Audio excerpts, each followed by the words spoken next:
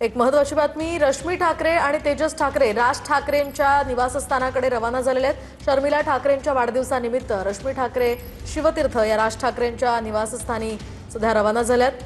सध्याची महत्त्वाची बातमी आपण पाहतोय। शर्मिला ठाकरेंच्या वाढदिवसानिमित्त रश्मी ठाकरे आणि तेजस ठाकरे हे त्या ठिकाणी आता पोहोचतील। अधिकची माहिती जाणून घेत आमचे प्रतिनिधी निवृत्ती बाबर यांच्याकडून। निवृत्ती, काय अधिकचे अपडेट्स? नक्कीच आपण पाहतोय की आज शर्मिला ठाकरे यांचा वाढदिवस आहे आणि त्यांना वाढदिवसाच्या शुभेच्छा देण्यासाठी स्वतः रश्मी ठाकरे आणि तेजस ठाकरे मातोश्रीवरून रवाना झालेले आहेत।